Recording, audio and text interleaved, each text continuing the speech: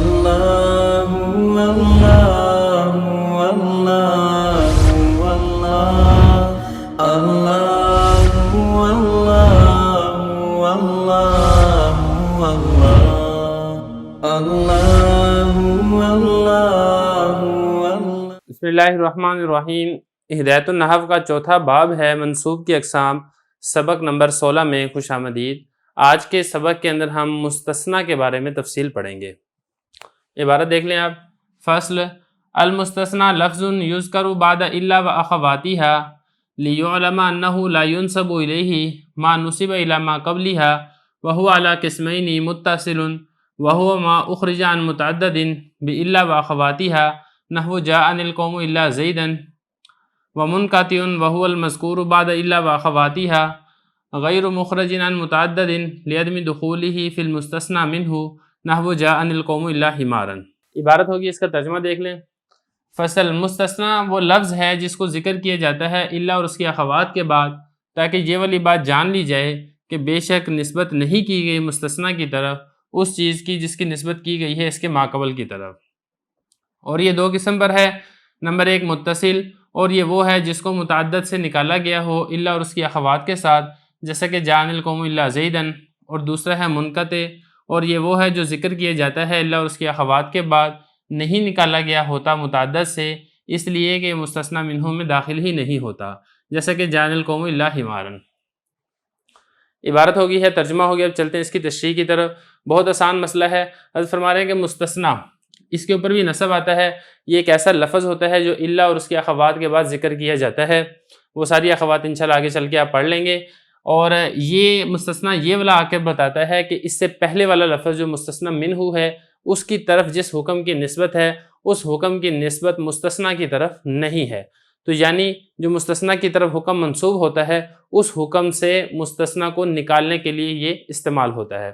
یہ حضرت نے فرمایا جو ذکر کیا جاتا ہے الا اور اس کی اخوات کے بعد، یہ جو ہا ضمیر ہے یہ اس الا کی طرف لوٹ رہی ہے، تاکہ یہ والی بات جان لی جائے بے شک وہ کون، وہ یہ جو وہ ہو ضمیر ہے یہ لوٹ رہی ہے اس مستثنیٰ کی طرف۔ لا ینسب الیہ، منسوب نہیں ہے الیہ اس کی طرف۔ کس کی طرف؟ یہ بھی جو الیہ میں ہی ضمیر ہے یہ بھی اسی مستثنیٰ کی طرف لوٹ رہی ہے۔ ما وہ چیز، نصبہ جو نسبت کی گئی ہے الی ما قبلھا، یعنی وہ حکم جو اس کے ما قبل کی طرف منسوب ہے۔ یہاں پر بھی وہی بات ہے، قبلھا میں جو ہا ضمیر ہے یہ اسی مستثنیٰ ہی کی طرف لوٹ رہی ہے۔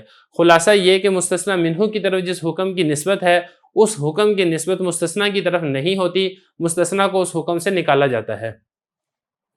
اس کے بعد آگے یہ بتایا کہ مستثنیٰ کی دو قسمیں، وہو علی قسمین، اور وہ دو قسموں پر ہے۔ کون وہ؟ یہ وہی مستثنیٰ کی بات ہو رہی ہے۔ نمبر ایک متصل۔ مستثنیٰ متصل کیا ہوتا ہے؟ مستثنیٰ متصل وہ ہوتا ہے کہ جو مستثنیٰ منہ کے اندر داخل ہوتا ہے۔ ایک چیز ایک سے زائد ہوتی ہے، متعدد ہوتی ہے، متعدد میں داخل ہوتا ہے، پھر اس کو الا اور اس کی اخوات کے ذریعے سے نکالا جاتا ہے۔ یہ فرمایا متصل وہو ما وہ چیز ہے، یعنی وہ استثناء ہے، اخرجہ جس کو نکالا گیا ہو ان متعدد سے یعنی دو یا دو سے زیادہ سے، الا اور اس کی اخوات کے ذریعے سے، جیسا کہ جاءنی القوم الا زیدا۔ اب یہاں پر دیکھیں یہ جو زید ہے، زید یہ مستثنیٰ متصل ہے۔ مستثنیٰ متصل کیسے ہے کہ یہ پہلے قوم کے اندر داخل تھا، پھر اس کو الا کے ذریعے سے قوم سے نکال دیا گیا ہے، اس کو مستثنیٰ متصل کہا جاتا ہے۔